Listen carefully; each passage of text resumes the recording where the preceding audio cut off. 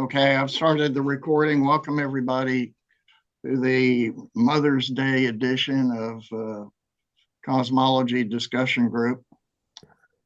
I don't notice that everybody was talking about this spinning of the universe. I guess that caused a bit of controversy yesterday. No comments. Okay. Well, I did want to. I never really understood what that meant, though. I mean, like, what would be the center? I didn't really understand the dynamics of how it's possible. Yeah, and if you looked at the video, did you look at the video? Oh, I didn't. I should have. It didn't help. It didn't. It wasn't any clearer after I watched the video. But anyway, okay, I'm going to start off here. Another very strange thing I noticed, there was a report on, I guess it was YouTube, that I saw something about that the galaxies, the majority of galaxies appear to be spinning in the same direction. Now, this confused me because the direction of the spin would depend upon what side you're looking at, wouldn't it? Does anybody have any comment on that? That's addressed in the video. Did you watch the video? No, I didn't. Did they address it? Or yes, put a dress on it? But it's indeterminate. But yes, but this woman who makes these videos, I'm not really that impressed by her. She talks a lot as if she knows what she's talking about, but it's mostly just a rehashing of stuff that I already know. So I don't know that it would be helpful to people who don't know much about cosmology. But she said, well, the studies have been done to look to see whether the spinning of the galaxies, and I think the quick answer on that is that different people give different answers as to, and she apparently took the opinion of somebody who said that there's no difference, and so they can't really, there's no difference in the spinning of the galaxies that are observed, but different. Do you understand what I'm saying here? In other words, you mean no difference in the apparent direction of spin? Yes, apparently. But some people say yes and some people say no. That's you understand what I'm driving at? I mean, it's one of those inconclusive things. All this stuff is inconclusive. That's the hallmark of modern science and cosmology. You know, people make claims, present some evidence. The claims are not real clear. The evidence is not real clear. And so you can't really come to a definitive conclusion about what's right and what's wrong after you sifted through it.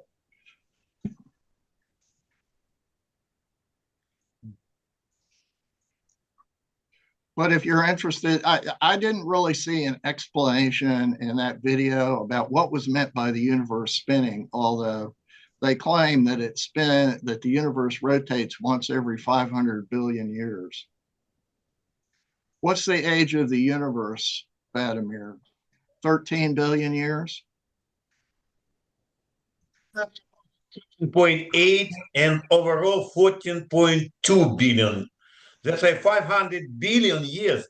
Unbelievable. You know, you can measure it.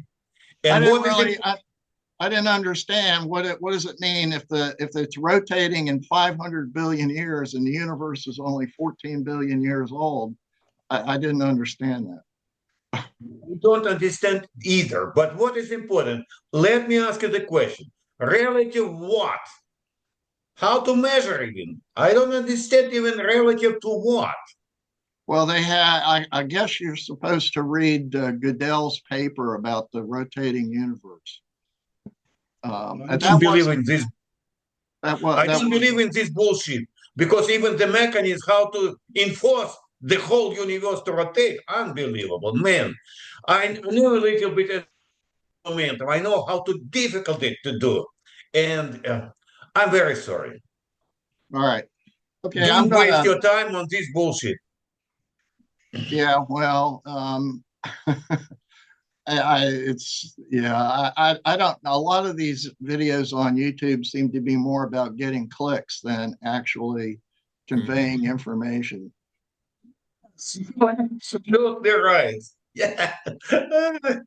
I've also noticed that in general, not just on science videos, but even videos about so-called current events and news, oftentimes it seems that they're just completely made up AI creations of, of somebody said this and it was shocked to everybody. And then I find out that this didn't happen. This is just made up.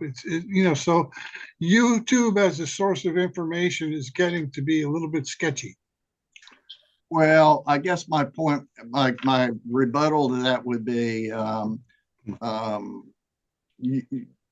you have to subscribe to sources of information that you think are reliable.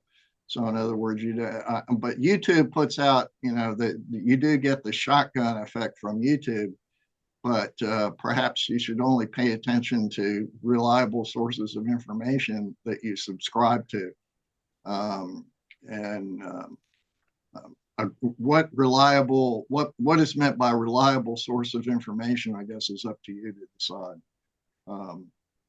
Okay, I wanted to bring up this book, okay, which is James Jean's book that Vladimir quoted from yesterday, which surprised me when I saw that quote in his paper. This is the book here, and it's called Astronomy and Cosmogony. Astronomy and Cosmogony.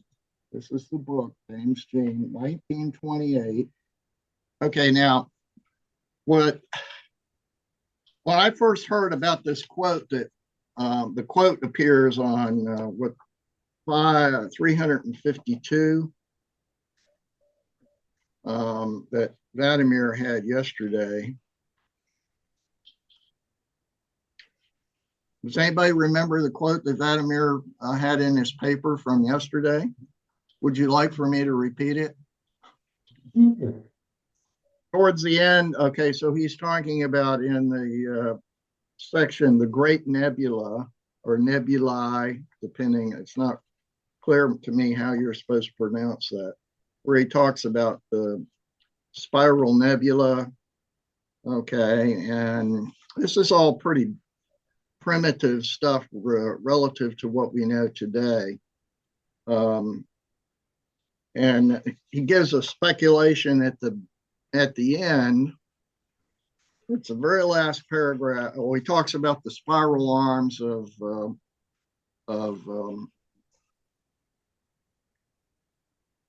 spiral nebula. And at the end, this is the last paragraph on page 352. He says, not only so, but until the spiral arms have been satisfactorily explained, it is impossible to feel confidence in any conjectures or hypotheses in connection with other features of the nebula which seem more amenable to treatment. Each failure to explain the spiral arms makes it more and more difficult to resist the suspicion that the spiral nebula are the seat of types of forces entirely unknown to us. Forces which may possibly express novel and unsuspected metric properties of space. And here it comes. The type of conjecture which presents itself somewhat insistently is that the centers of the nebula are of the nature of singular points, quotations, at which matter is poured into our universe from some other and entirely extraneous spatial dimension, so that to a denizen of our universe, they appear as points at which matter is being continually created. Now, I think this is the first point on record where this is said that there is a continuous creation in the universe. As far as I know, I first discovered this many, many, many years ago. And I thought to myself, wow, this is really exciting. This really makes sense to me. And I couldn't understand, now we're talking 1970s, 1980s.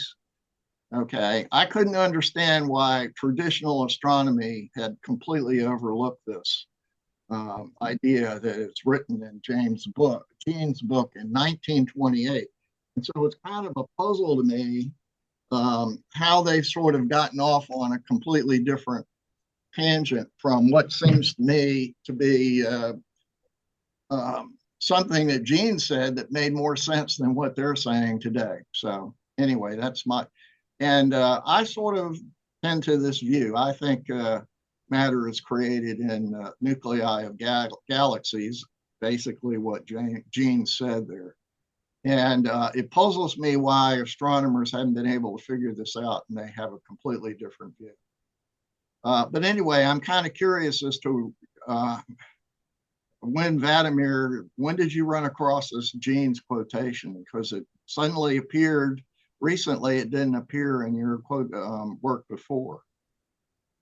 You're absolutely right. I didn't overlook him too, but for me, the most important is that I took these ideas from history, and it's not so important for me for whom, because I referred to Dirac because he's my scientific father, as you know. But what is important with genes? He is not only telling about continuous creation of matter, he told about from some other space, other universe. I don't know how to name it. Extra dimension. Extra dimension. Lesage told about extra dimension. He told about extra dimension. For me, the most important part of it.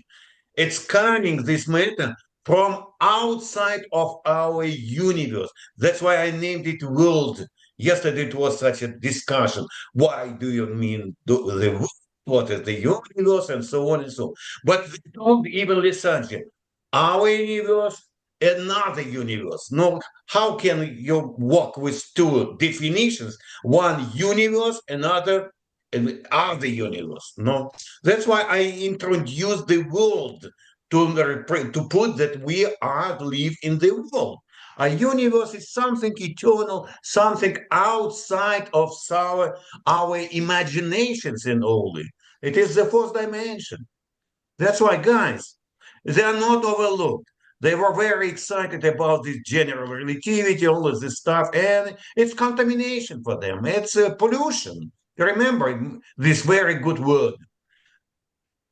And okay, let me get to my specific question, because my point was that I've known about this genes hypothesis for since the 1970s, and but when did you come across this? How did you come across this genes thing? I mean, it just only appears in your most recent paper. It doesn't appear before that. So how did you run across this? I'm learning myself the history of physics, and my friends, Nick, Harry, and Robert Kahn, he proposed me to compare with steady state cosmology. I never done it before, really. And as a result, I found not only him, genes, but Macmillan too, he told about this.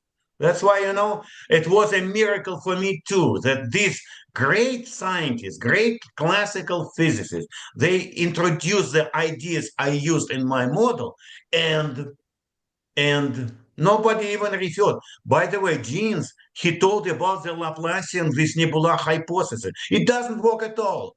And what is important even for solar system, there is no other choice. We have only Laplacian nebula hypothesis, and that's it. And he put already, no, it doesn't work because of centrifugal, forces. It will go out. That's why, great scientists, and because of mathematicians, they won this battle against physicists. That's it, simple as this. And they don't care about the medium, cosmic medium, ether, about everything. Vacuum, Einstein, that's it, simple like this. There is such an opinion, and I support this opinion, that Einstein, with his theory, stopped our classical physics for more than 100 years. And I absolutely agree with them. Yes, Okay. it's not classical physics, general relativity. It's mathematics only. It's not classical physics. Okay, I see what you're saying. All right, I did want to summarize. Um, you discovered this genes thing after you'd already developed your theory, and then this genes quotation was you only became aware of it after you'd already developed your theory. Yeah, for 24 years. That's why. But what is important? Let me tell you my pleasure, my own pleasure. I'm a smart guy, but when I'm looking for history of physics and I found the same ideas from somebody, I'm happy. I'm happy. I refer to all these guys with my pleasure that they were so smart much earlier than myself. Why? Because I have all these astronomical miracles right now. We have with GWST and all this. They did have nothing, nothing. And they invented these great ideas. That's why, it's not a big deal for me to put my ideas on existing results. But they didn't have these results what we have right now. You see what I mean? That's why, for me, any new name, any new great scientist, it's a pleasure to find that he was, and somebody killed him based on a flag of Einstein. That's it. All of them killed, this great scientist. Guys, I'm very serious. I agree with guys, it's not my words, that classical physics was stopped for at least 100 years.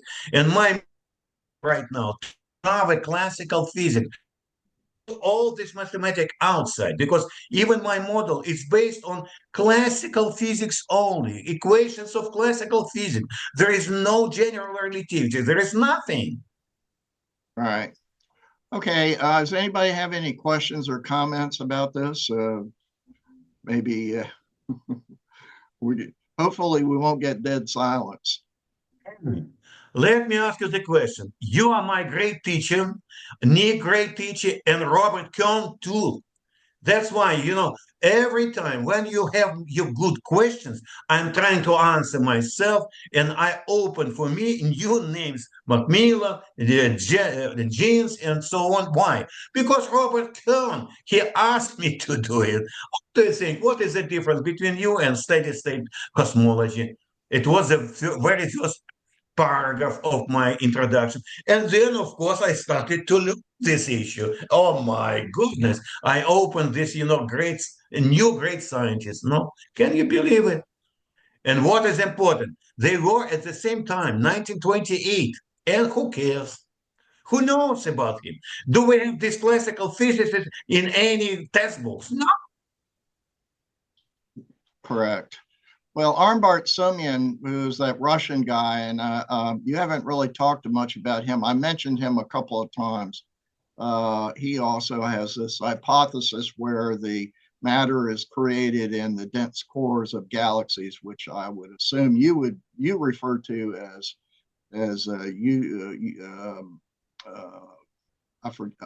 UCMs. Is that right? I forget what's the term you use for the dense cores of galaxies that are spinning and then volcanically erupt. Universe created matter, and core made of this universe created matter. But what's important? I don't like creation of matter in one spot only. No. I have a homogeneous saturation of the whole world with universe created matter.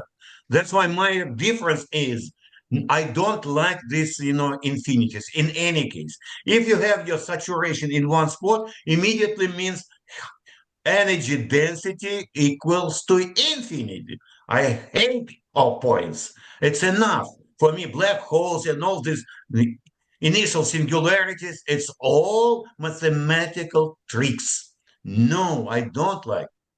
I only talking about physics means the homogeneous saturation of our world from the fourth spatial dimension and our world hypersphere. That's why hypersphere, to have a homogeneous penetration of all the points we have in any place of our world, we have the same additional number of every second from this fourth universe, fourth dimension. Okay, Simple well, like this. that's No. that puts you in you have a sort of a different idea. Now, there's a lot of observational evidence. James, of course, points to spiral galaxies, and to, you know, the whole point of spiral galaxies is where the spiral arms look to be emerging from the center. Okay, and that's basically what James is saying. And But I have at the center this dark matter, really, it was before core. That's it. Yes, I agree with him. I have a special paper I published, Center of our Milky Way galaxy. How much bullshit they have about these black holes inside of it. And what is important, even gas and, okay, doesn't matter. They didn't name it a black hole. They put multi-mass, multi-suns, multi-tone, compact object. Compact object. They name it because they are really astronomers. They are really guys that they talk about what they can see. But black hole, nobody can see even. All right. Jerry wants to say something. Yeah. Well, I was aware that the steady state theory endorses has the view of spontaneous creation. However, though, it also suggests the universe was infinite, which it was sort of its main point. Though the spontaneous creation of matter seemed, I mean, the Big Bang also sort of suggested that, which, you know, they were similar in that respect. However, though, the steady state wasn't really a rival to the Big Bang, I don't think, because, well, I mean, I personally, I mean, I don't know for sure, but I don't really put much stock into the idea that there's spontaneous creation. That's my personal view. Okay. Well, I think we're sort of in this. You sort of have a problem with.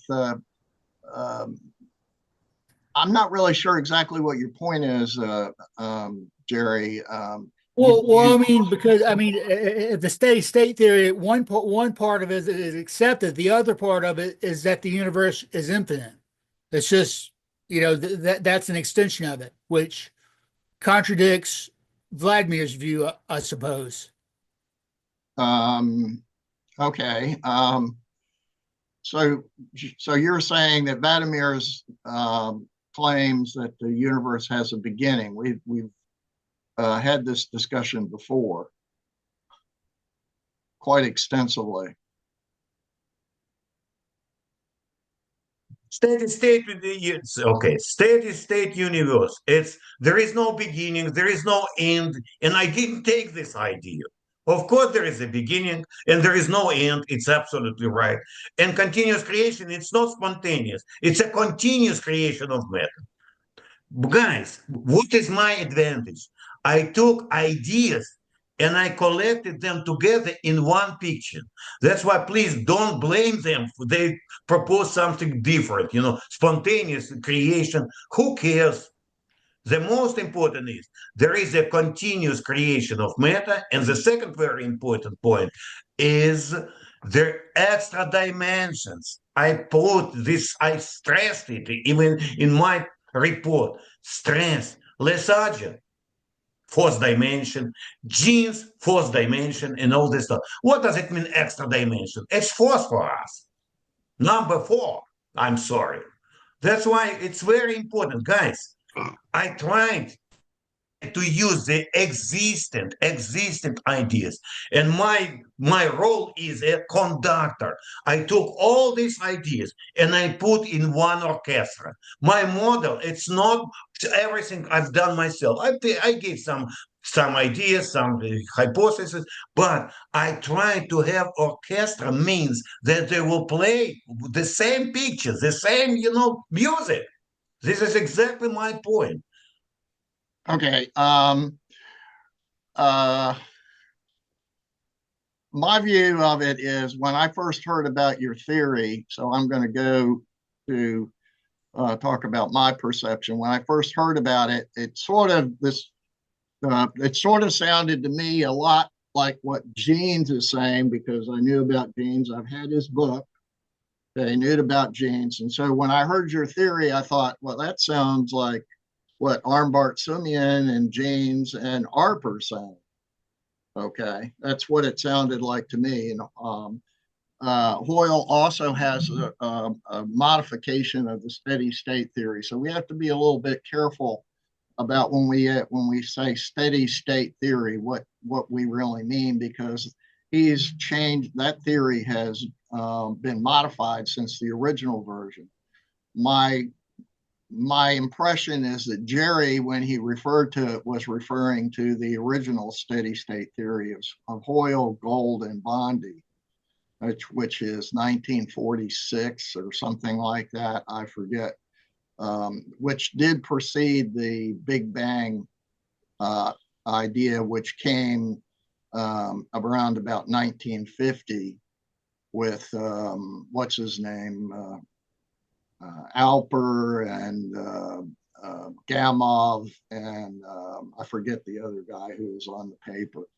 And they had this idea that, that there was this big, they were essentially creating matter by nuclear reactions, because nuclear physics was pretty young at that time. And they thought this was pretty spiffy. We'll create the universe using what we know about nuclear physics, which was really basically pretty, not a particularly young field at the time, but still pretty, nascent. And it's, they didn't really have all the particles that we know of today. And it was just a very primitive idea about how we're going to create hydrogen. That was the basic idea. They were going to create hydrogen and helium, but that theory doesn't really work out too well. JWST is pretty much, taking that theory and throwing it out the window, because if you have a theory that produces hydrogen and helium, then where do the other elements come from?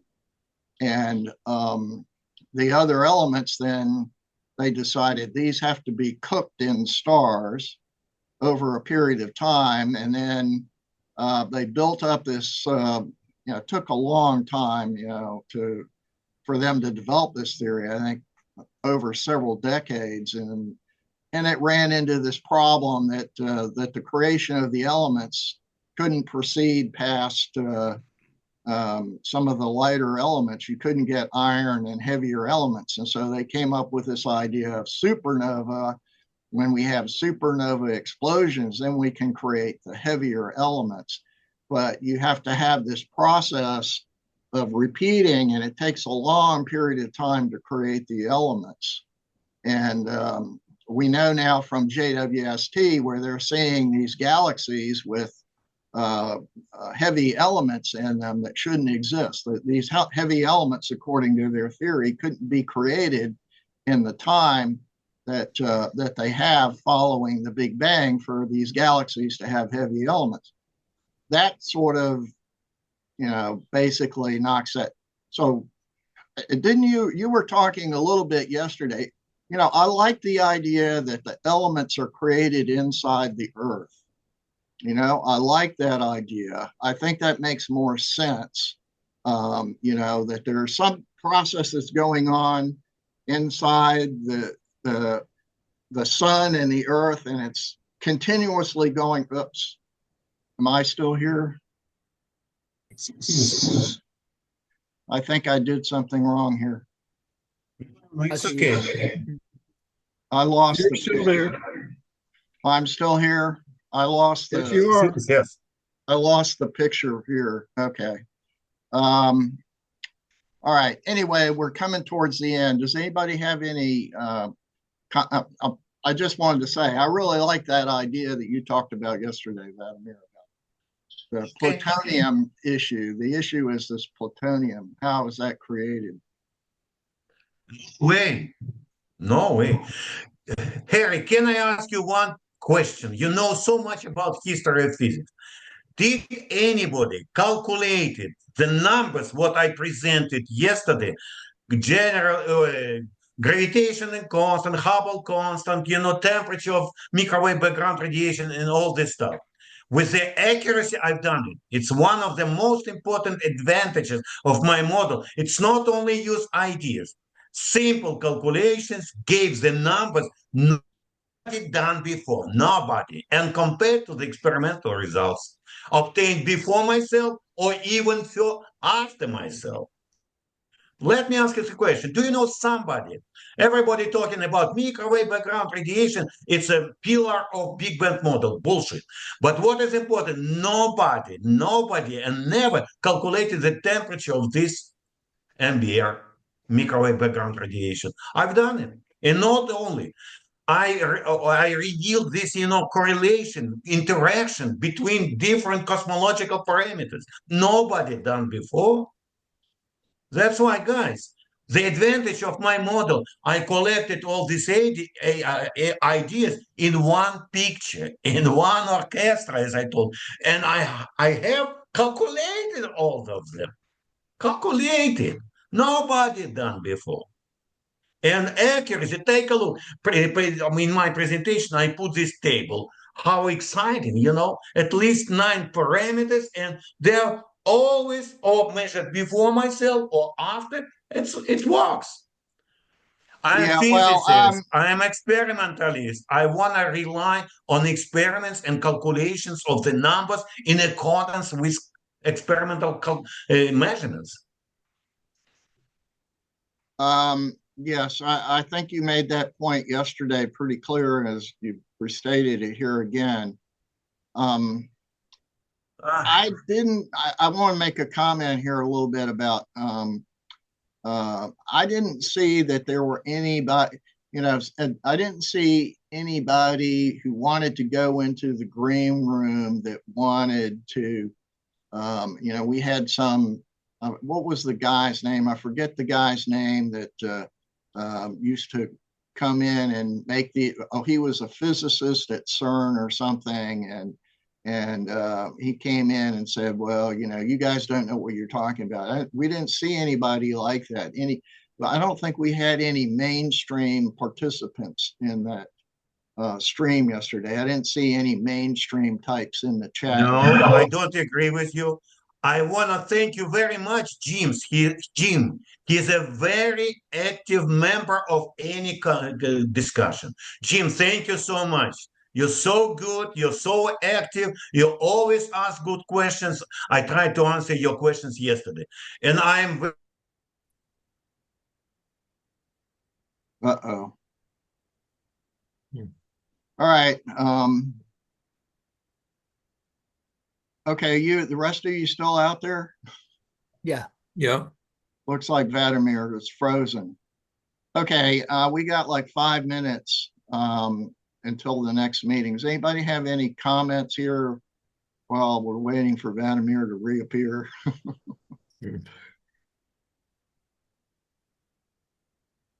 Anyway, the point I was really trying to get at is that there doesn't seem to be any professional cosmologists or astronomers who are interested in Vladimir's theory, and I think that's what's frustrating.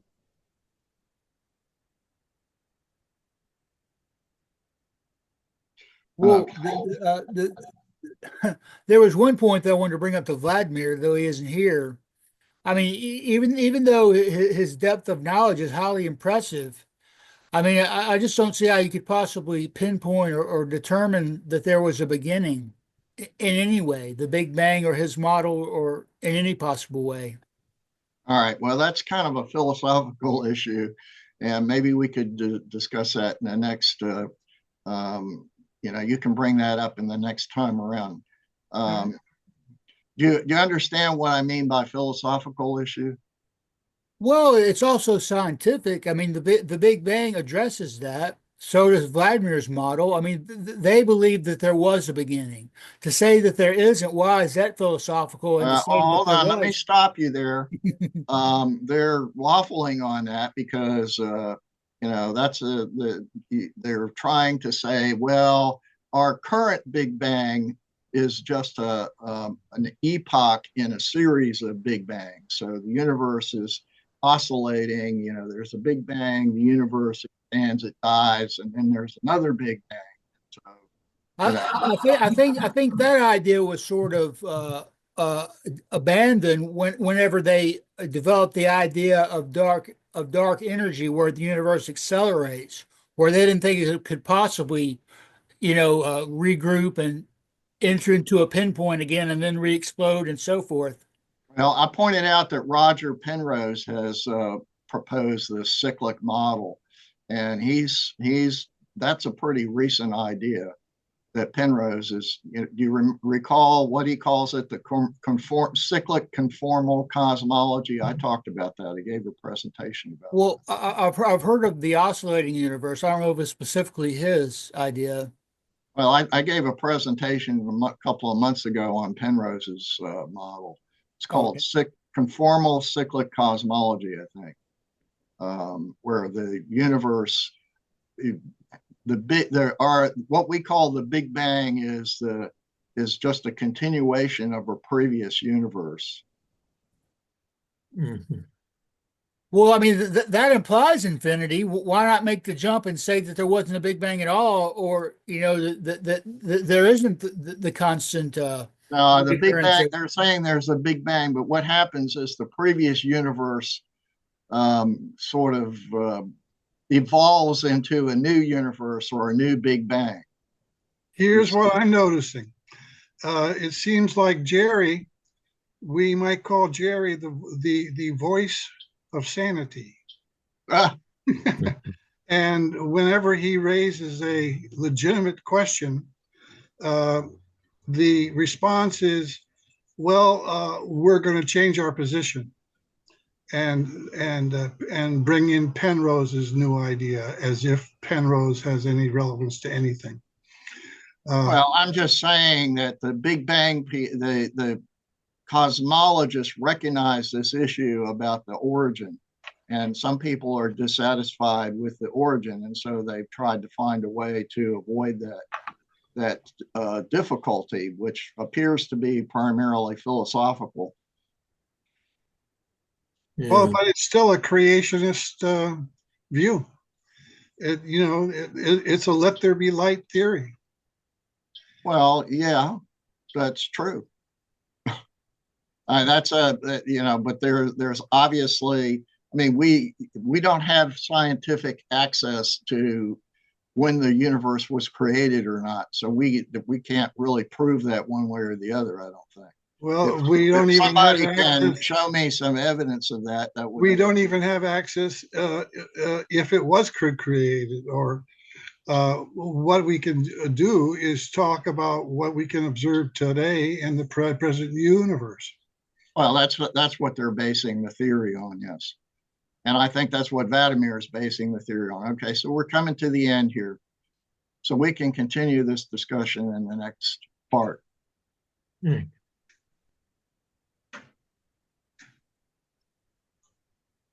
Got about 30 seconds. Jerry, keep up the voice of sanity. I'd love to hear it. Because the real dissidents are the ones that question all of this and propose an alternative. You can dissent against the distance. Yeah. Well, there's plenty of that anyways.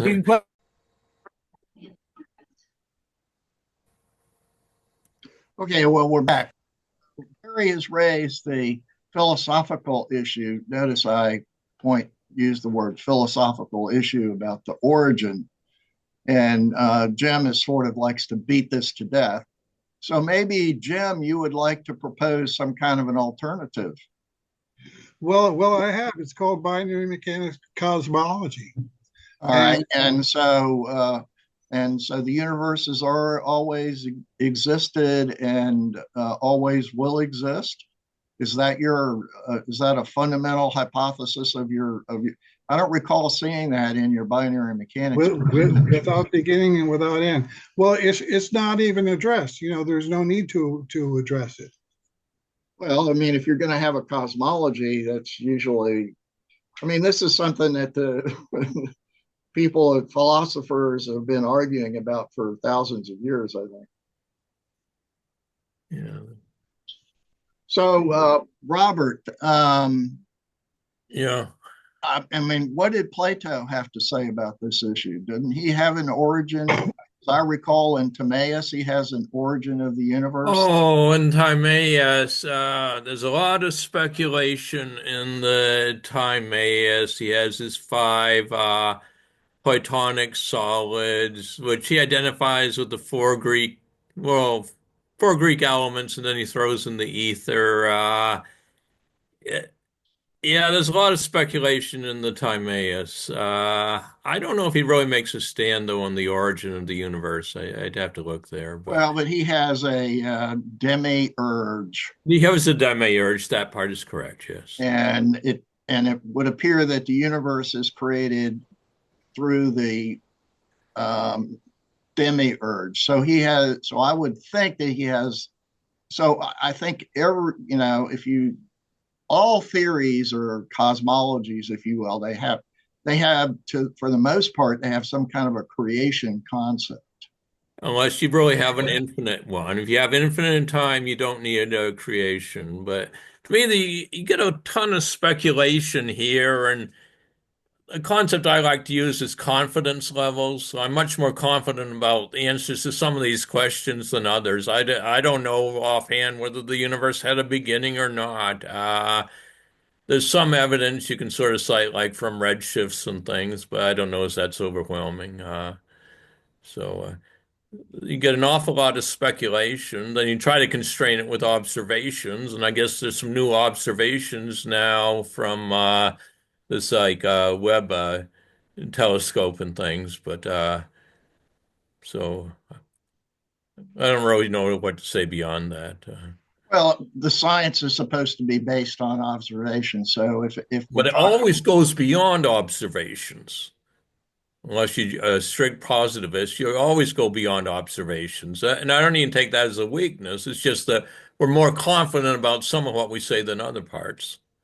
So would you say that Vladimir's idea is kind of based on observations? And oh, definitely. And so's mainstream. But both are also speculative, right. Constrained by observations. Right. So do you want to say anything about this, Vladimir? I mean, this issue keeps coming up, that you have a origin in time. Okay. But it seems to me that you're ambiguous about it. No. Let me ask you the question, guys. Do you believe in expansion or not? That's it. Simple like this. Well, this beginning, not beginning, depends.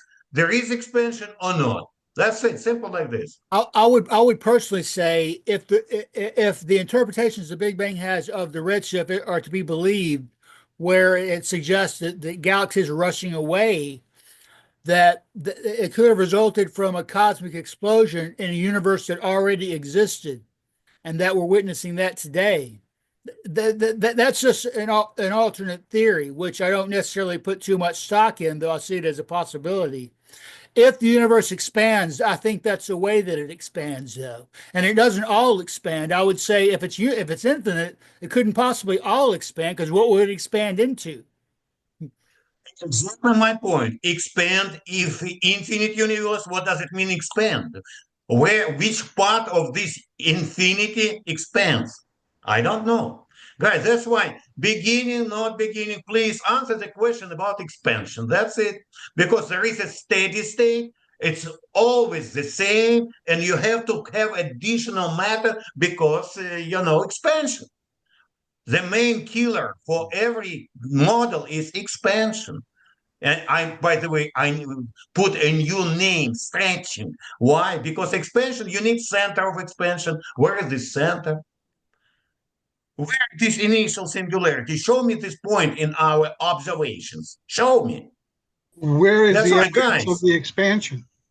Huh? Where is the evidence for the expansion or the stretching? Ask you personally. Do you believe in expansion or not? You personally. I'm asking the question of No. what is the evidence Answer for your that? own question. What is your opinion about it? My opinion is to ask Yes. for evidence for expansion. What is the evidence of that? Are you going to say redshift? Is that what you're going to say? Redshift. We have different galaxies with different blue shift, red shift. Andromeda moving to us. It's very close to us and so on and so blue shifted.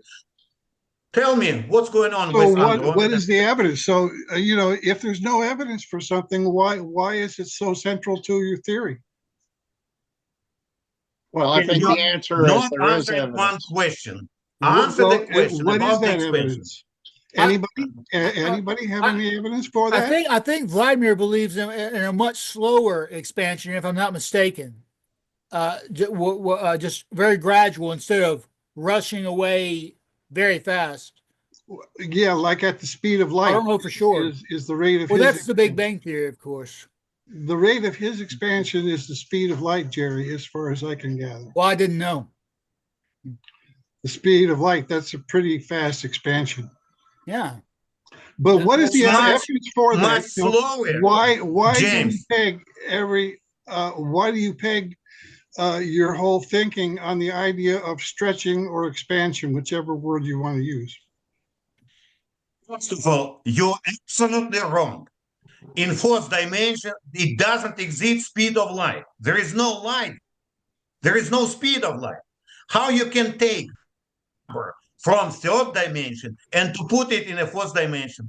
Where is your logic? Well, I'm sorry. I'm just quoting from what I heard from you, that you were saying that the radius. I didn't tell about the speed of light, never. It's a gravitodynamic constant. That's it. Simple like this. Constant gravitodynamic constant. It's a bullshit. Somebody put in a Maxwell equation speed of light in vacuum. It's absolutely wrong. This is a stupid guy who put it inside of Maxwell equation. He spoiled it. He done great damage to. There is gravitodynamic, electrodynamic constant. That's it. No speed of light. Don't name it. I hate it. Because there is no vacuum. There is no speed of light in vacuum. No evidence for expansion or stretching. So why is that part of the theory? Please stop in one point. You're playing around. Question, your own question. That's it. Simple as it. And don't name, please, speed of light. I hate it. Okay. I think the issue is that, Jerry, you've kind of created an argument. Well, we can't seem to get the evidence for expansion from either the big bangers or the small puffers. Well, so much for this definition. I love it. I think that neither one. I'm not really sure. I mean, let's try. Why don't we try to focus in on Jerry wants to go right for the kill right away, and brings up the issue about, is there a beginning? I mean, he wants to go right for the kill, destroy it right away, Why not? Should I approach it gradually instead?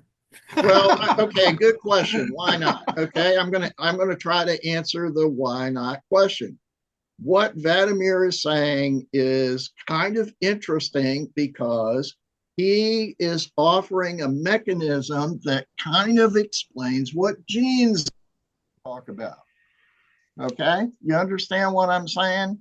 Okay, these ARP and Jeans and Armbart Sumian and these observational astronomers have been making these observations and saying there's something going on at the centers of galaxies, which the mainstream says are black holes, which doesn't make sense. And they're saying that creation of matter is happening in the centers of galaxies, but they have not been able to offer any physical explanation as to what this thing that's going on in the centers of galaxies is. Vladimir has offered us an explanation as to what is going on there. That's yes, you're absolutely right. Has the spontaneous creation been observed, though? That's the whole point. Gene said in his book in 1928, this is what's happening. It's been observed. It's been observed. These galaxies. You notice you're absolutely right, guys. One sec. What we do is we change the topic. We change the topic. Let me tell you. Continue talking. No. Stop. Jim, what we did was we changed the topic from philosophical speculation to observational evidence, which is what you wanted us to do. No, we're now talking about observational evidence. What is the observational evidence for the expansion of the universe? And no. We're not talking about that anymore. We're talking about the observational evidence. Okay, that's fine. In other words, I'll take that as that you don't have an answer for that, but it's something that you just assume. Okay. There. The point. Please answer yourself.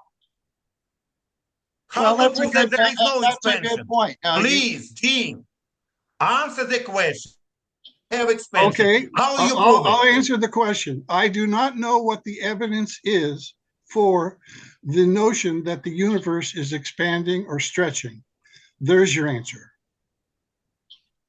And you don't seem to be able to provide any evidence. Okay, if I was a cosmologist who had been trained in all of the mainstream establishment universities, I would say there's absolutely massive amount of evidence in the redshift and the Hubble tension problem, where we have the microwave background radiation and the measurement of the redshifts of galaxies.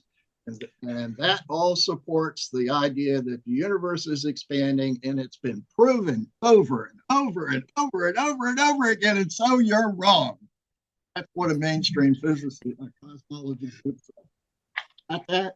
So in other words, you go with the mainstream. I don't. No, I didn't say that. I would say they believe that there's an answer to your question. They absolutely, if you go on to any AI, I dare you to find me an AI that will not answer the question in the affirmative. Ask an AI, is there any evidence for the expansion of the universe? Ask all of the AIs and see if you get one that says there's no evidence. All say yes. Actually, though, when I talk to ChatGPT, if you ask it very reasonable and formulated questions, it has the reasoning capacity, and it can see what you're saying, and it's often supportive of alternate views, I've found. Yes, but it's going to tell you when you ask it the universe doesn't. Yeah. If you ask it up front, that'll be the standard direct programmed answer for sure. Yes. And then if you try to confuse it and twist it around, it'll admit, well, blah, and then you'll confuse it and it doesn't know what you're asking anymore. Well, I wouldn't say that it confuses it. I would say that okay, it isn't a reasoning person, but it's programmed to reason. And it sees logic in things. It sees, hey, you got a point there. And it'll even expand and give further insights.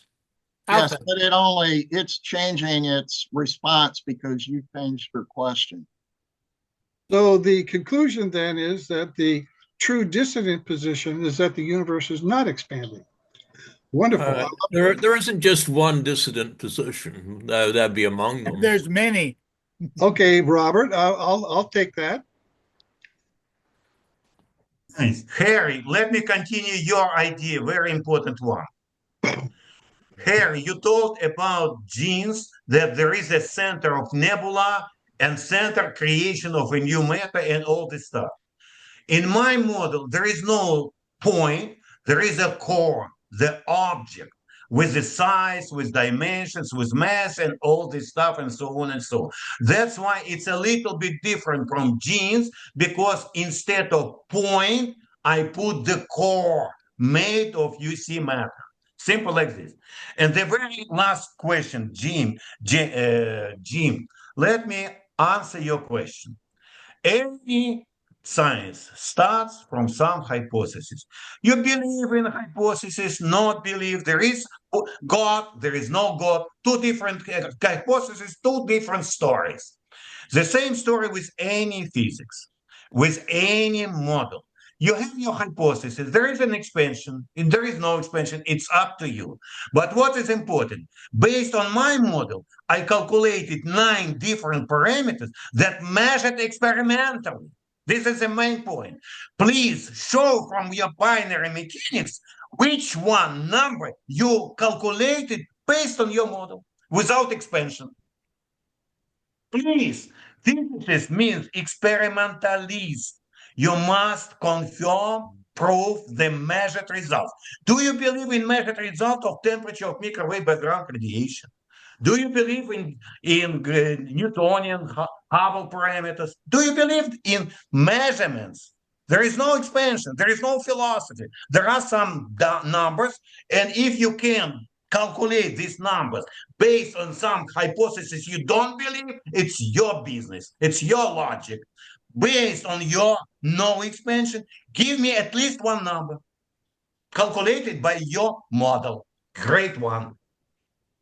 I didn't say what there is was no important? expansion. I was Huh? asking for what is the evidence for expansion. I ask you another question. You are a physicist or you're a mathematician or computer scientist? Who are you? You're a physicist. Hold on. Please show me the number. One of them you calculated based on your model. Okay. So Hold on. bogus, What questions. we have here is basically Jim's now backtracking around. Okay, he knows full well what the evidence is. Okay, and so we just talked about talked in a circle. The issue is we're talking about something that we have what's called a science of cosmology, which they pretend is a science. Okay, that's what we're talking about. And a lot of it is, like as Bob said, speculation. Okay, if you go back to what I mentioned, which is Plato, okay, these guys are speculating based on not knowing any observational fact. Now we're at the point where we're talking about things where we do have some observational fact. Yeah, it's speculation that where you at least try to be consistent with observations. And right. Now, my point is, as far as I can see, all science is like that. It's not just cosmology. Well, my point is, why I brought up genes and this whole point of what I'm saying is that what Vadimir's theory, his model, his cosmological view gives an explanation for the creation of matter, okay, that has some consistency with observations, okay? And to me, that's the important part of it.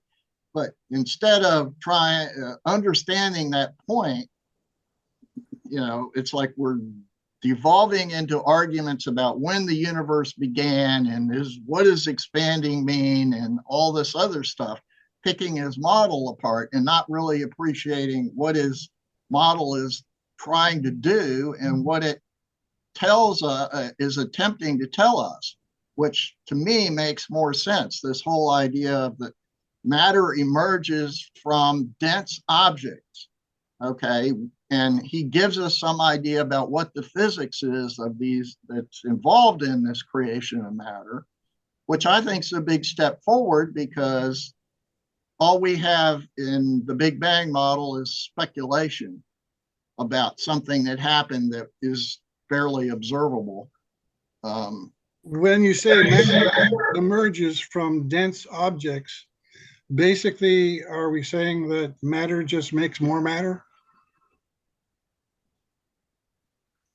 Well, that would appear to be the case, yes. Then you have the issue of a regress, because you can keep repeating the question, where did this other matter come from? Well, that's what Vladimir is trying to explain in his theory. I would say it's possible that all of the matter that exists has always existed in some form, all the particles, everything involved, and that the conservation of energy is true, that it can't be created or destroyed. I mean, if there was spontaneous creation, I mean, would protons, electrons, and neutrons like literally just pop out of nowhere or pop out of other particles? I don't understand how it would work. Well, Vladimir's been talking about this in his lectures. I mean, he's given a lot of lectures. Weren't you paying attention? Well, yes, of course I was paying attention, but I don't see how it isn't provable, though. It hasn't been observed. Well, Vladimir does not really give a physical process. He gives a name, like self-annihilation or whatever.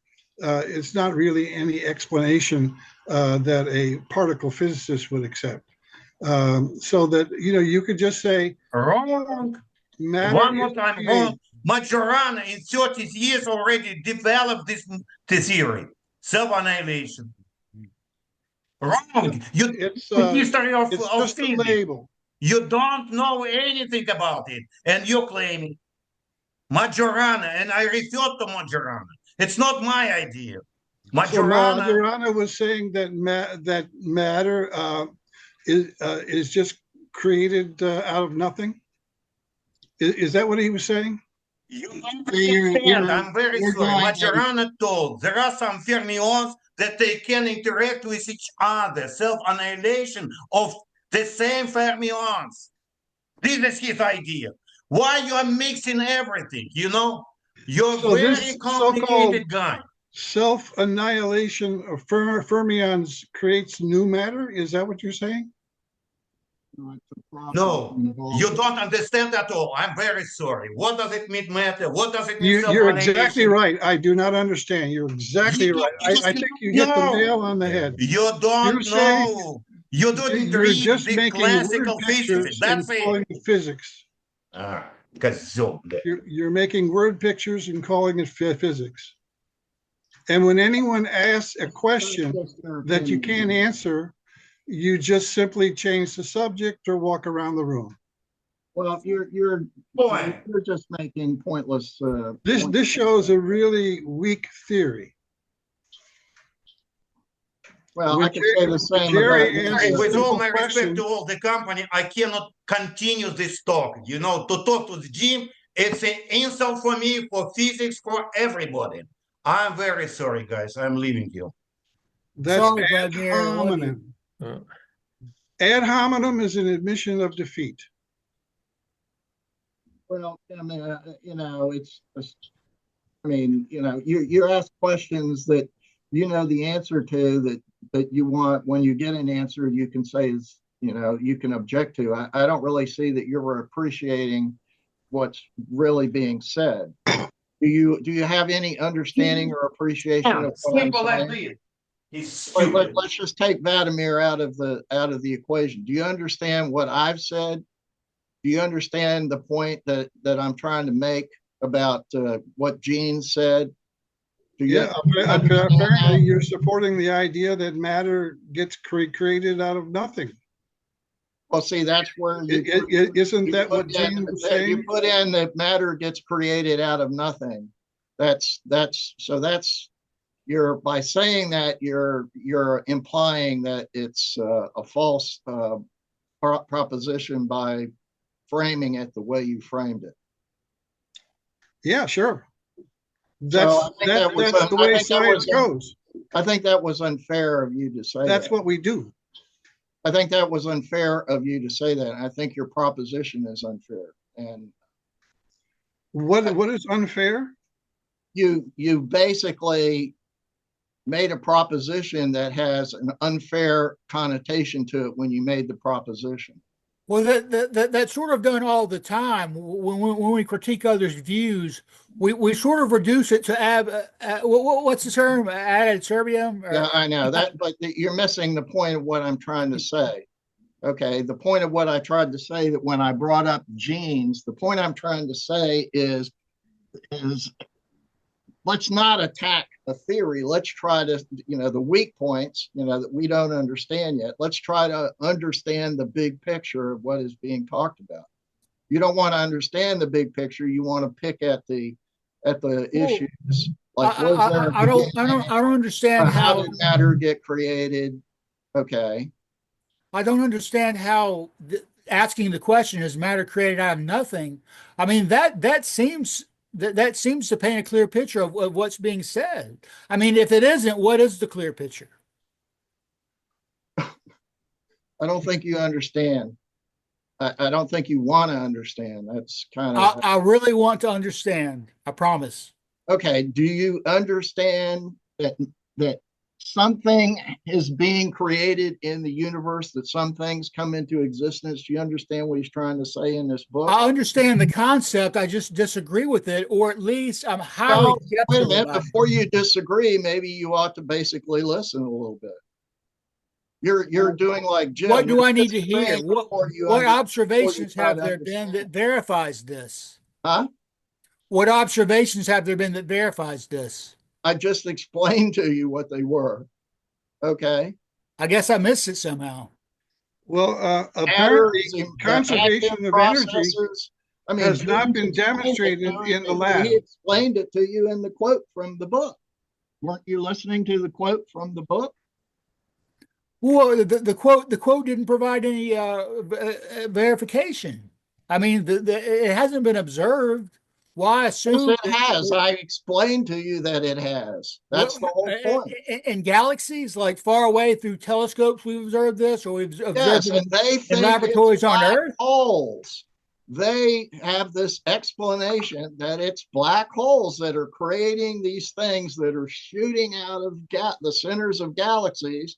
And they can't understand how this stuff can be coming out of the centers of galaxies because they don't have any physical process to explain how that happens. Hold on, let me finish. Okay. Let me finish. Okay, I'm sorry. Let me finish.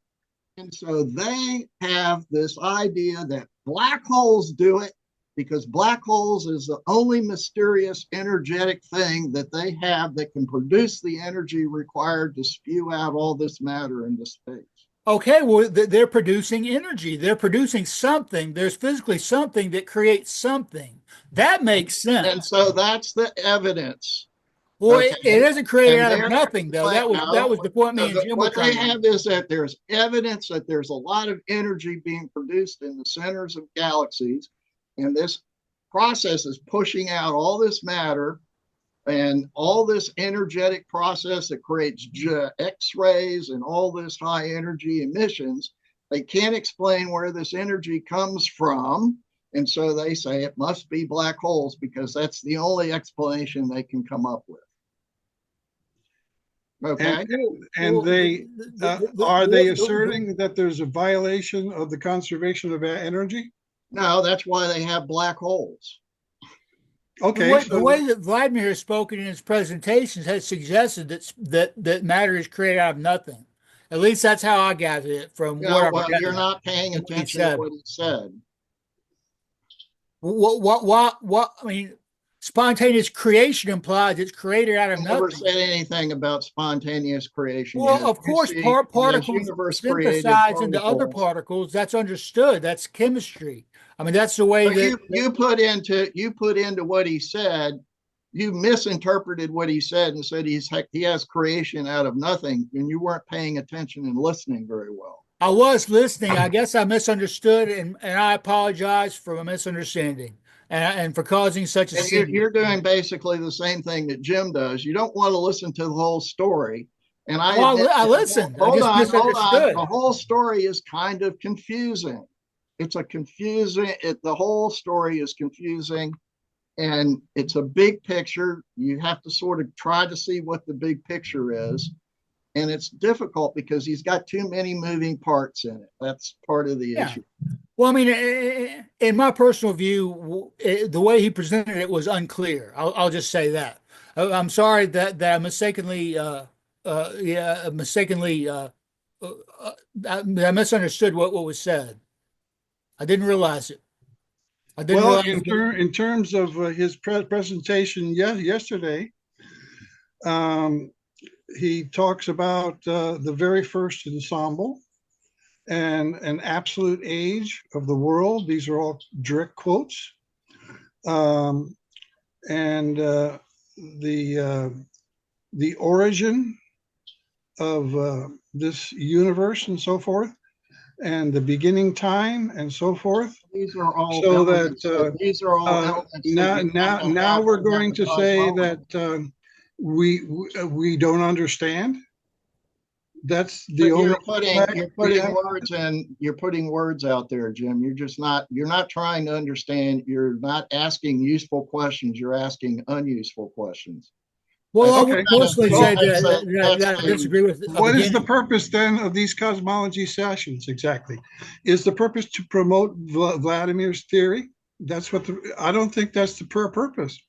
I was given. Well, do you have a purpose that you want? What is your purpose? I think the purpose interaction that you have promoted here, Harry, you've given me a forum to present all of my views in a rather lengthy way. You've given other people views, so that I think that's your leadership in providing a diversity of opinion, I think is what makes this forum work. But when we start saying, I opened up the discussion talking about genes. Okay. I opened up the discussion talking about genes, and I am relating that to Vladimir's theory. And Vladimir is saying, yes, his theory is based on ideas that other people have come up with. And it seems like you're missing that point. Okay. So no, that's fine. I heard that point. Hold on. But what he's talking about is he's trying to take ideas of other people, okay, which he calls classical physicists. He doesn't like Einstein. He's not including Einstein. He's talking about the ideas of classical physicists, and he's taking these ideas and he's trying to put them into a cosmological model. Now, I think he's made that pretty clear. Well, that's wonderful. And I think we should discuss that model and ask questions about it. There's a lot of problems in doing this because all these different guys, they have different ideas and they're not necessarily all consistent with each other. So it's a pretty challenging thing, in my opinion. Okay. Of course. I don't think that everything that Vladimir is saying is, 100% understandable or 100% correct. But I think we should probably try to appreciate the different ideas that he's trying to amalgamate into his model. He's got the Dirac idea of the changing gravitational constant and the constants of nature. He's got the Jeans's idea of the matter being created in the centers of galaxies. And he's got a lot of ideas that he's trying to amalgamate into a cosmological view, a cosmology. And I think we should try to appreciate that rather than trying to destroy it. I don't think anybody is trying to destroy anything here. I think we're trying to have productive discussion. By the way, I saw yesterday on ResearchGate a man named Christopher O'Neill that was talking about or publishing a paper on hypersphere cosmology. And I was wondering if Vlad has seen that. He might want to look at that because it's somebody else. That's Christopher O'Neill. That's O''Neil on ResearchGate. And a title of his paper includes the phrase hypersphere cosmology.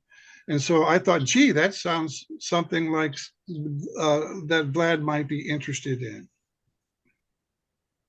So much for reference. Let me ask you the question. Did he refer to my work? Well, I didn't read the paper. I just noticed that I was doing something else on ResearchGate, but I did notice that and thought I would mention it in case you were interested, since he talked about it. Maybe he does quote you. yeah, we need to check it. But what is important, I refer to Riemann, 1854, 180 years ago. It was proposed hypersphere world, hypersphere universe. That's why it's not a new idea. It doesn't belong to me. It belongs to Riemann. 180 years. John Mitchell, 180 years. And all these scientists forgotten by contemporary physicists. Unbelievable. That's why it's not my idea. I don't pretend on a hypersphere world. No. It was proposed by somebody, great scientist. Okay, Vladimir, the point is, what you understand now what he's saying, Jim? He's saying that these aren't really new ideas. It's not really a new idea, no. But Jim doesn't understand this. I don't think Jim understands it. What is there to not understand? Well, can you explain what it is about something that appeared in a book 100 years ago is not understandable? What is so difficult to understand about that, sir? I don't know what your point is. What's your point? Well, you said I didn't understand that. Do you understand what he's saying in a book a couple hundred years ago? Do you understand what is so difficult about that? I don't get that you understand what Vladimir is trying to do, or I get what I get is you want to object to everything at every step. No, in fact, I've praised Vlad on a number of occasions. Okay, well, I'm glad we're done with that. Yeah. Okay. Yeah. I'm gonna have to leave, but well, thank you for coming by. Yeah, sure. It's good to see you, Bob. Yeah. Okay. Yeah. Take care. It would be interesting that if someone could come up with some kind of lab experiments or whatever that would verify that matter can be created out of well, we say out of nothing, but basically it seems to be akin to the idea of these perpetual motion machines and these kind of scams. Well, I think matter has been created in accelerator machines. I think that has been the case. Am I wrong in this? It seems violating the not to my knowledge in terms of violating the conservation of energy. Be careful. They claim energy mass conservation. What they say is in these particle accelerators that you accelerated a particle to a high energy and then you get more matter out of it than you put into it. And they say energy is converted into matter. So that proves Einstein's E equals mc squared. I'm not aware of those results. Well, you have to be careful when you make these statements about matter. See, energy and matter can be converted into each other. Oh, that's a point that I use all the time in binary mechanics. Well, I actually have questions about that. As far as E equals mc squared, or just that energy equals matter. As far as, I mean, like they speak of pure energy. When there's atomic explosion, there's pure energy that's released. They don't say that that's protons, electrons, or neutrons or anything. They say that it's energy. However, though, is energy's it's caused by the force of the particles involved. I don't think that energy is like something that's tangible on its own, apart from the physical matter that its interactions with other matter releases in various explosions or whatever. I think we have like still it's not thought, in my understanding, to violate the conservation of energy. The energy coming out is in the form of radiation in terms of the bright light blast that Okay, we're back. Um,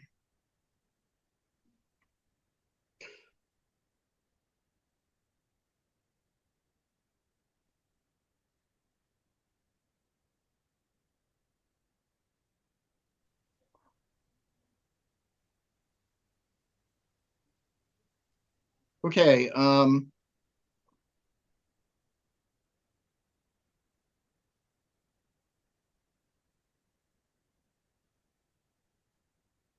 Commentator, guys, this talk about energy and matter. There is well-known process. Gamma quants, gamma radiation can create plasma, electron, positron plasma. And many times I refer to this process. You have your gamma radiation in presence of some matter, any atom to take some extra maybe momentum on it. You can create plasma. It's a well-known process. We are talking about something that it's well-known. From gamma radiation, you can generate electron, positron plasma. And this plasma exists inside of ball lightning. It exists in the center of our galaxy even. Do you know that there is a huge radio waves going from this center of our galaxy? Who creates it? Electron, positron plasma. That's why it's a well-known. Please, James, take a look with IE, with anything, to any textbook, and you will see this process. I'm It's familiar nothing with that new. process, and as far as I know, it does not violate the conservation of energy. Talking about from the energy, from gamma quants, from gamma radiation, you can create matter. Electron, positron means particles. You have your radiation and you have your particles. And it's a well-known process, guys. And energy is conserved. Energy is conserved. But you know, even in classical physics, it's conserved. You know why? Because you have your closed system. But unfortunately, we don't. In principle, there is no energy conservation because all the time, continuously, we have new energy coming to our world. We have a new particles coming to the world. You cannot even, in principle, talk about the energy conservation because it's developing system. It's not closed system. And you, as a physicist, you don't understand that closure system, then you can talk about the conservation of all these parameters. In my It papers, sounds like you're talking about. I stressed it that even the laws we accept it now, they in principle they don't work. They work only approximately because the change of our radius, a change of our world is so slowly that we can neglect it and simple like this. That's why, please, it should be a new classical physics, even. You know, even these conservation laws, you must rediscover, reopen, reveal a new approach to it. And I've done it in all my papers. Guys, please have your time and take a look on my 40 published papers with peer-reviewed journal, as you wanted, Jim. Vladimir, Guys, I'm sorry. I'm sorry. With the 4D nucleus, I mean that is said to generate spontaneous creation of matter and such. I mean, is it only through the 4D nucleus that this occurs, or when the 4D nucleus built up to a certain extent, are there other 4D nucleuses that? All these particles and all the process, first of all, they are going in the medium of the world, in cosmic medium, what I named and so on. It's always not only in the center, but in the center, you have like an oven and you have your the particle coming inside and doing this job to create all what we have on our mother Earth and all around the objects of our solar system. Why is there so much different? Because they have a different core with different size, with different material, and so on and so on. And all of them, even moons, all of them developing by themselves. according to my have only cores like a firewall. You have these cores around, and then each of them has its own life, its own production of the matter as a core, and you have your skin around this core. And we live on our yes, it's exactly what is going on. Mantle we have right now, and our very low skin on the surface. It's what Mother Nature developed on our Earth for 0.6 billion light years.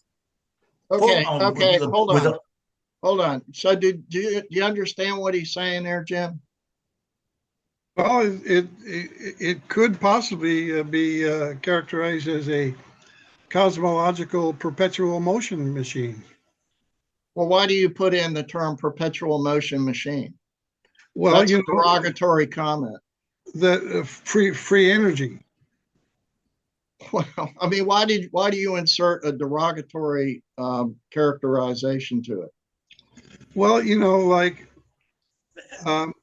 if we're going to be, if the theory says that energy is not conserved, that would be a major advance not only in cosmology but in physics.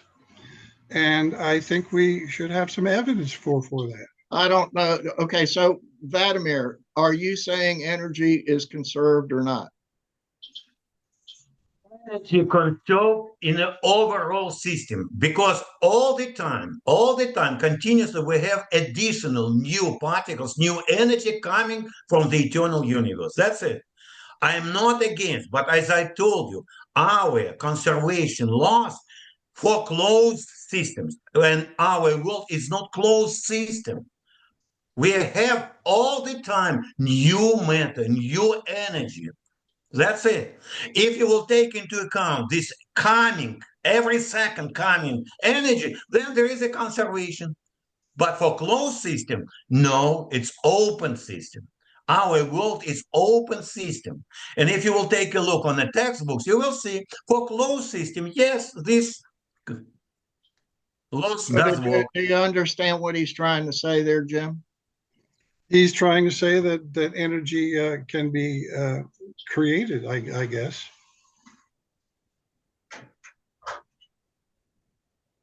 Isn't that what he said?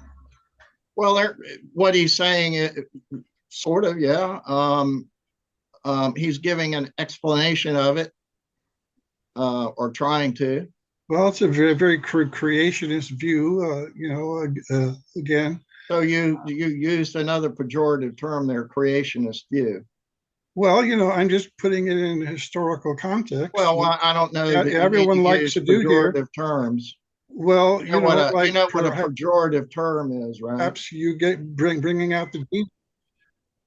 Well, maybe bringing out the gene book is pejorative. I don't know, but like I guess we're saying that energy is created and it's not conserved, and as far as we know, and that would be a major advance in physics. Wonderful.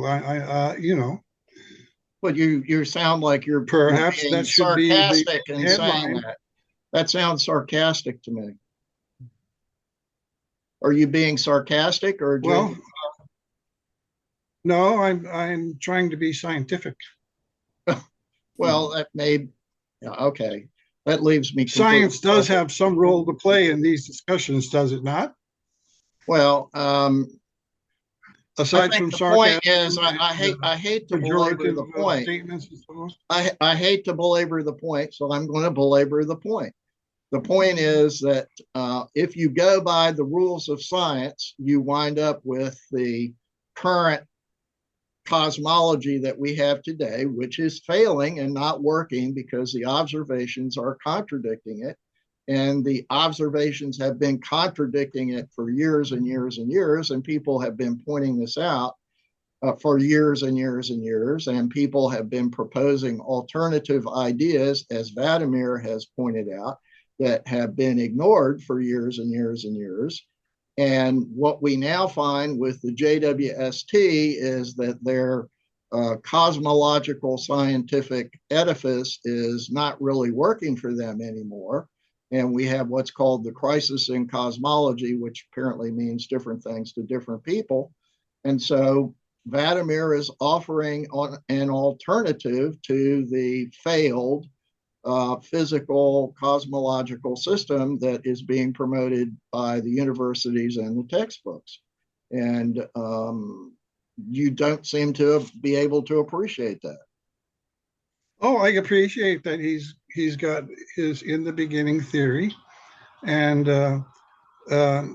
so it's sort of like the brother of the Big Bang. You started off by using a pejorative in the beginning theory, that you say that pejoratively. Well, what's pejorative or not? That means it has a negative connotation by the use of the word. The words have a negative connotation when you use them. It's not a value free use of words. You have a negative value connotation in your use of the words. You put negative connotation. I'm all right with that. And why does the use of words not imply certain values? I think the use of words should imply certain values. All right. Okay.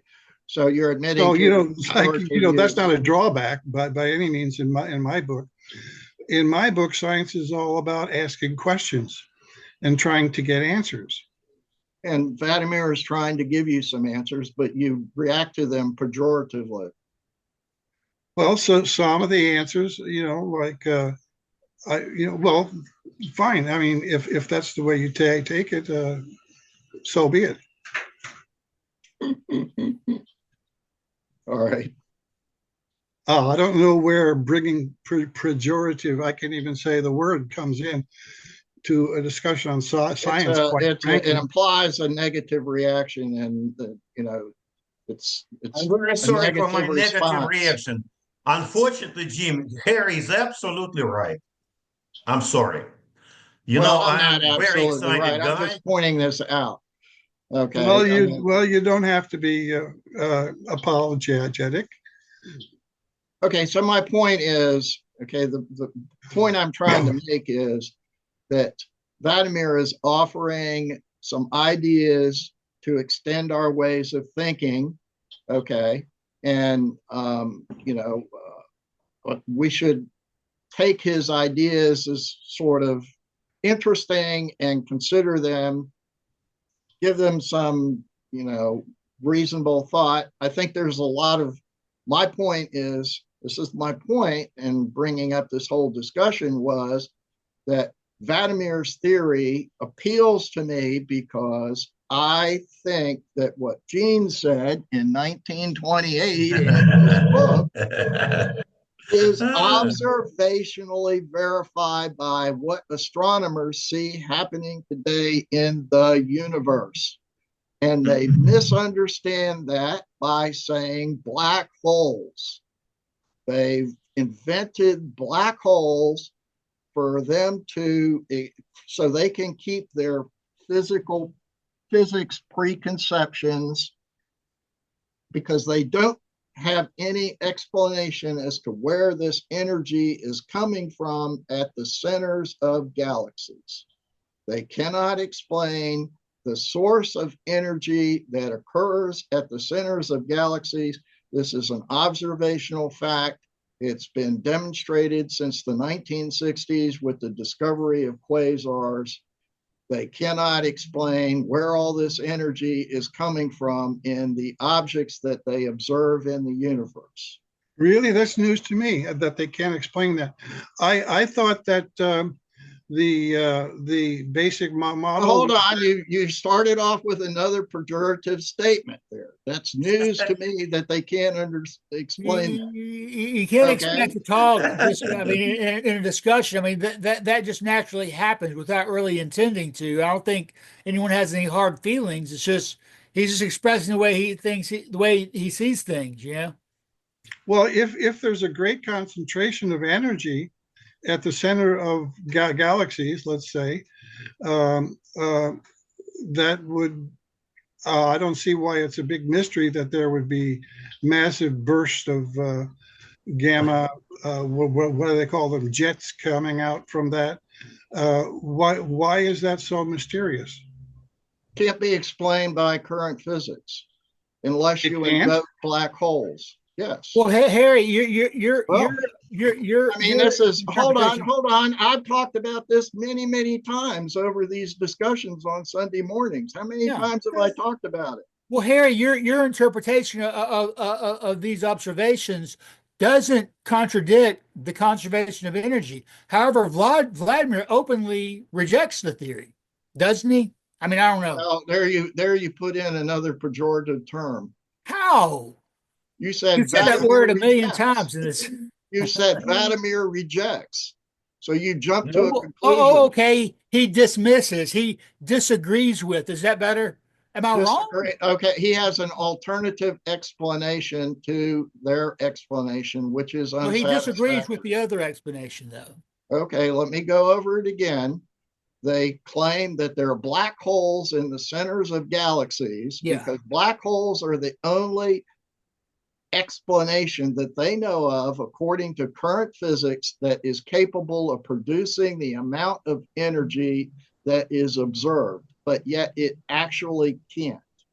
Okay, they are observing very, very, very high energies in gamma rays and very, very, very high amounts of energy that are being produced in the centers of these galaxies, and they have they have hundreds of millions of massive black holes, these super massive black holes with 100 millions of solar masses. And it's all, they've really stretched the limits of credulity to explain where all this energy is coming from. Well, I've read from different sources that they found black holes, and I've also read that they haven't.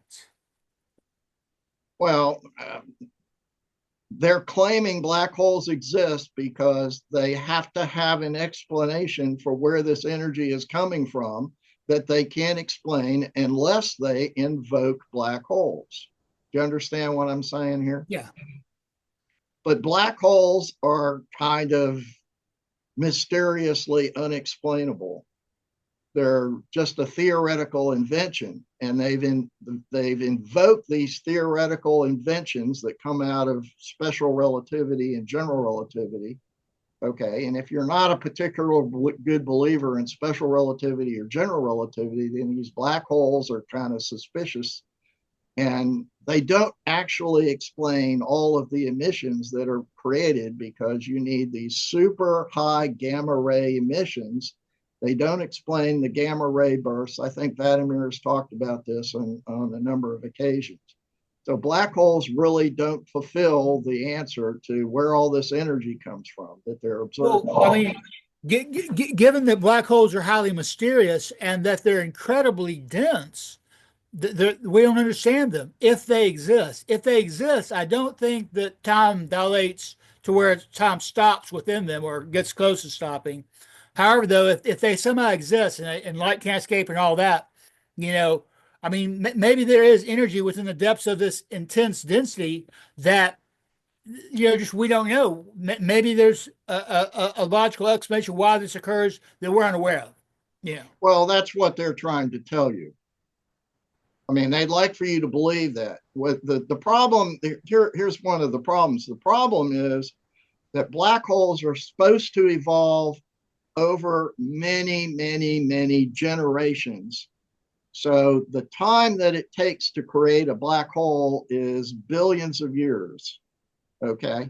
Because they have to accumulate matter over a long period of time. And they supposedly are accumulating this matter, and they get bigger and bigger and bigger, and more matter comes in, they get bigger and bigger and bigger.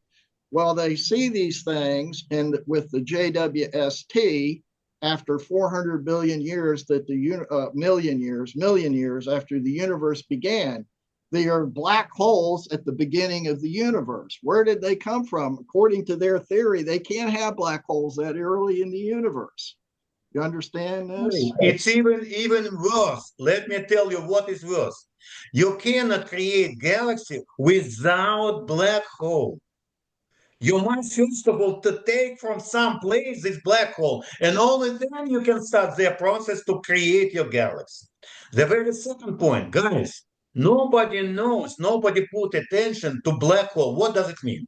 Black hole, it's additional problem, mathematical problem, because all the matter of galaxy inside of one point at the center of black hole. It's the same initial singularity.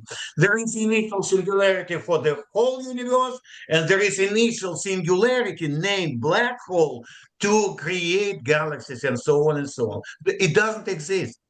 That's why, black hole, it's something. Let me ask you another question. All right, hold on, Vladimir. Hold on. Did you understand what's being said, Jerry? Do you understand this? In other words, the black holes have to come first, since the way they're thinking about it, the black holes are what explains what's happening in galaxies. So the black holes have to occur first. Okay, so they've got all, and JWST is seeing all these really bright, high energy producing objects in the early universe. Where did they come from? Well, just the fact that galaxies exist that are much older, that far away, is impossible as well. Jerry, let me tell you, it's very simple. You cannot hold all the stars in our galaxy if you don't have central black hole.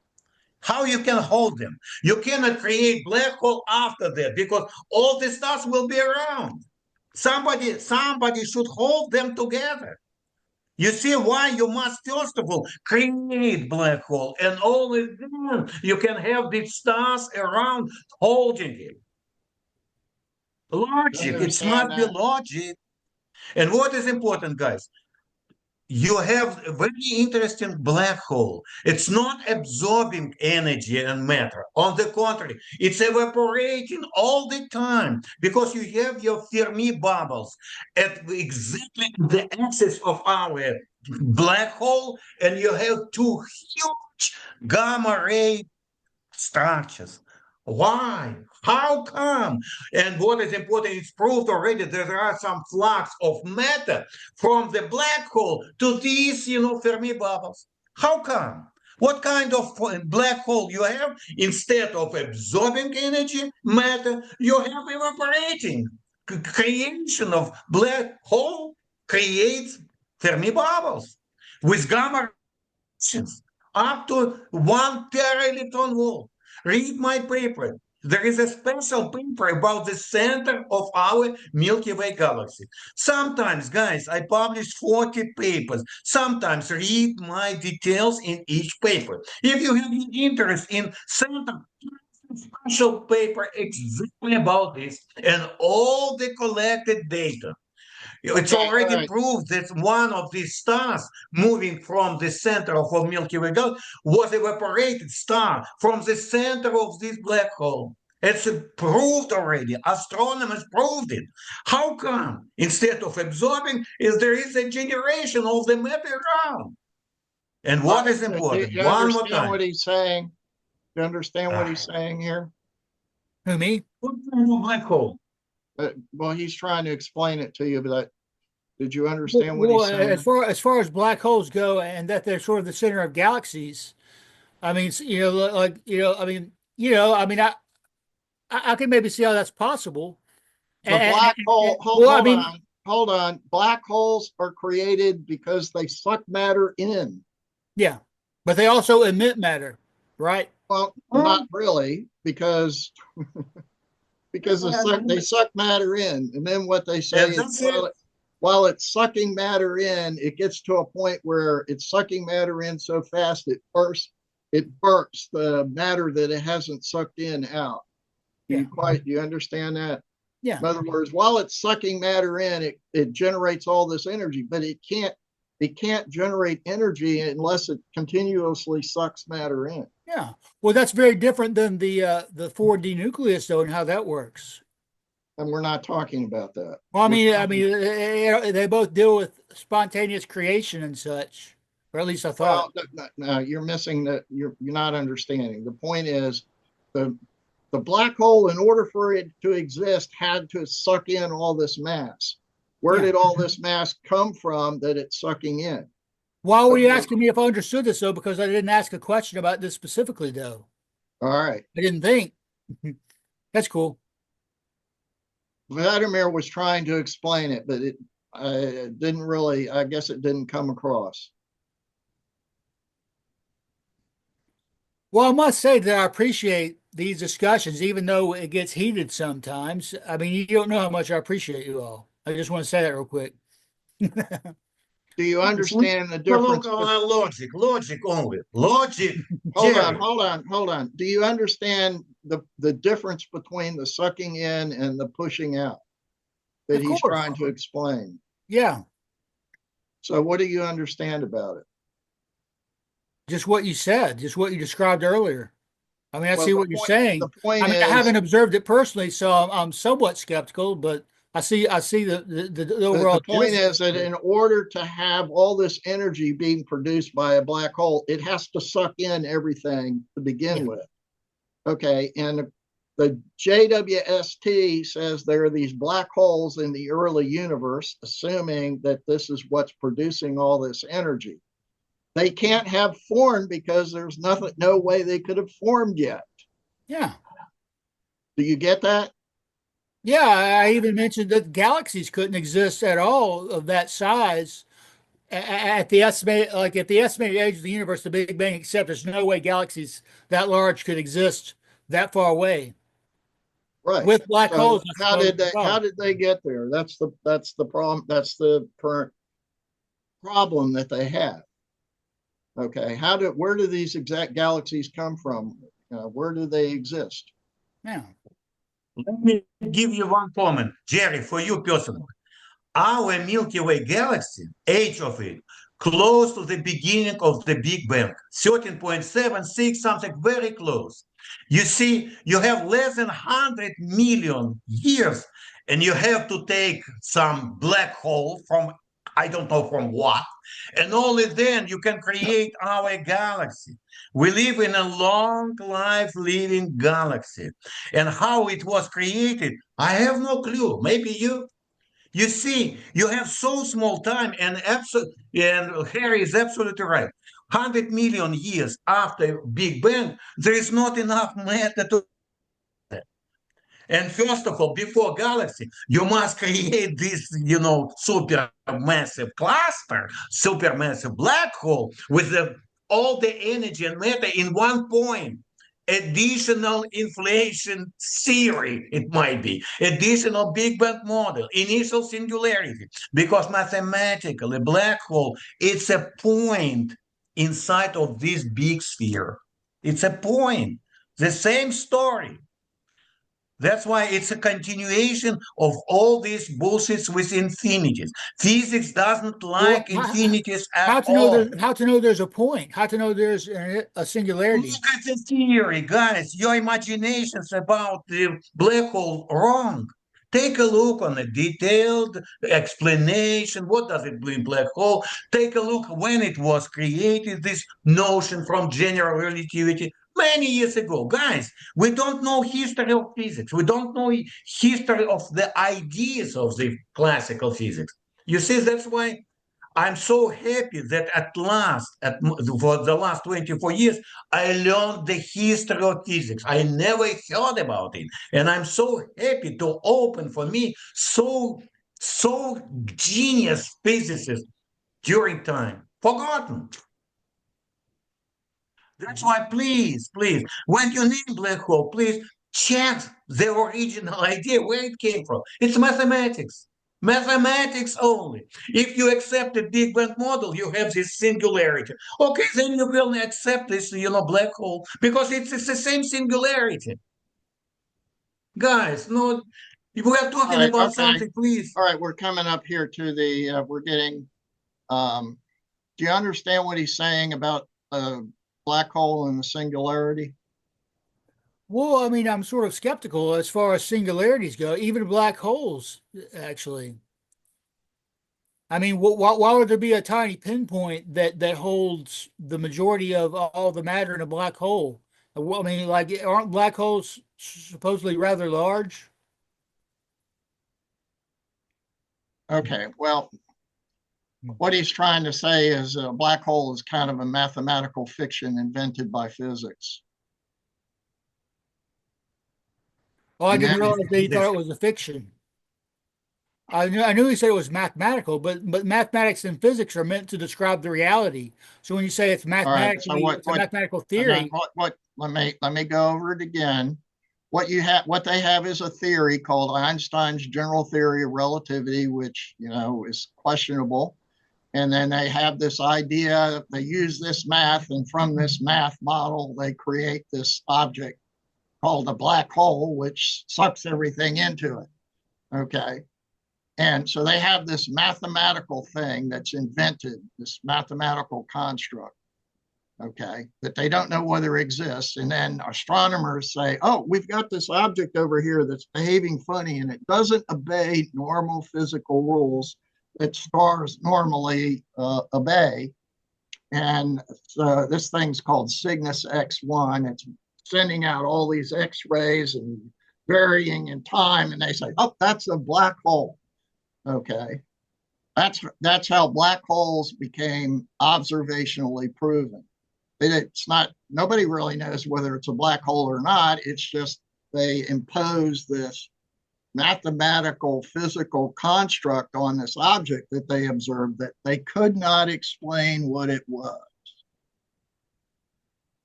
Okay, and that's basically what black holes are. They're objects that cannot be explained by a normally understood physics, so they call it a black hole if they can't figure it out what it is.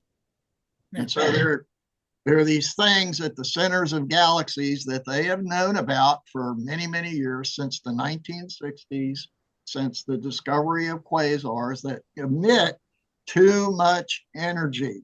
Let me repeat, they emit too much energy. They can't be stars because they know how much energy stars emit. They know how bright stars are. They know, and these objects that they see, quasars, objects at the centers of galaxies, there are different types of them. There's BL Lacerta objects, there's Seifert galaxies. There's all these different types of designations because they observe different types of emissions. Okay, some depends on the wavelength and the frequency range. Okay, but in all of these cases, there appears to be too much energy being emitted. Yeah. They can't be stars because stars can't emit that much energy. It's way more energy than they can explain. Well, given that black holes are hold on, let me finish. And they say these are black holes. Not only are there black holes, but they're super, super massive black holes. It's all speculation, okay? And now, where did this energy come from? That's the question. Where does this energy come from? They've got an explanation that satisfies them because they've got black holes are producing this energy. But that doesn't really answer the question. Where is this energy coming from? Yeah. Well, black holes are incredibly compressed. I mean, and they're misunderstood. Like we don't understand them. I mean, maybe there's just some unknown mechanism that we aren't aware of yet. Bingo. That's what James was talking about in his book. Cool. Vladimir has an explanation, but Jim doesn't want to believe it because he says it violates the law of conservation of mass and energy. Well, I would say that I object to that as well. At least I would want to question it. I'm highly skeptical, I would say, that something can be created out of nothing. That puts you in the mainstream scientist camp, so you would believe in black holes because that's the only explanation they have. Well, I'll believe anything the mainstream accepts if it's the truth. Yeah, but it doesn't look like it because these black hole things that they're talking about, okay, they appear in the JWST too soon for there to be black holes. Okay. There are things in the early universe observed by the JWST that are too soon in the universe to be black holes. So they can't really say they're black holes, because to have black holes, you have to have a long time for them to be created. It's not enough time for things to be created. It seems like that would violate the idea of the in the beginning theories. But I've got a technical question here. So in other words, basically, Harry, you're saying that what the JWST telescope is telling us is that these in the beginning theories are not correct, or they're not consistent with the data. Right. I also have a technical question. How do they determine that something that the JWST records is a black hole? That's just a technical question. What is the definition there? How do they determine, how do you see a black hole with this telescope? Well, you can't see a black hole because it's black by definition. So it's unobservable. Okay. So to answer your question, it's a theoretical construct. They say, oh, we see this thing and we can't explain what it is, so it must be a black hole because too much energy is coming out of it. Wouldn't it obstruct stars in the distance, though, to where you could kind of zero in on it, maybe? Okay, well, you don't understand what I'm really saying. What they're saying is that there's these objects that they see at the centers of galaxies that Gene says are producing matter out of them. They produce these high amounts of energy and matter come out of the centers of galaxies. Okay. They can't explain it. And so their current explanation is black holes, supermassive black holes. Okay. That's their current explanation. And that was good until they suddenly saw these same objects very early in the universe that couldn't have time to form according to their theory. So they shouldn't have been there. So they saw these things that are black, that they would call black holes, but they can't be black holes because there's not enough time for them to be there. So that is evidence against the in the beginning theory. Well, yeah, you could say that if you wanted to argue that, but they're not arguing that.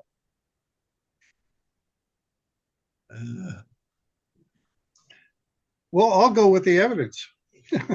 Well, you're just saying, okay, there was enough time because there was no beginning, therefore they could be there, and so therefore they're black holes. But that's not how they're reasoning. Their reasoning is they don't have enough time for them to be black holes because they couldn't have formed. Well, I would question the methodology of how one could even define any measurement whatsoever that would indicate the presence of a black hole, 13,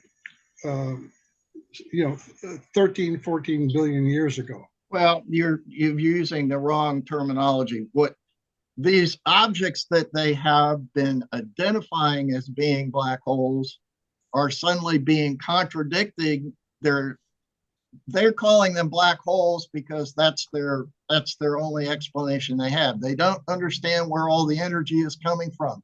They're producing too much energy for modern physics to explain. Get that? Too much energy for modern physics to explain. Did you get that? I guess I'm going to have to go with binary mechanics cosmology. You're deflecting and evading. All right, we're coming up to the end. So your solution to the problem is my theory is my theory. Okay.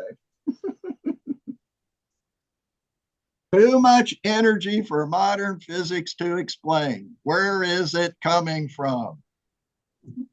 Time and too short time. Good talk, everyone.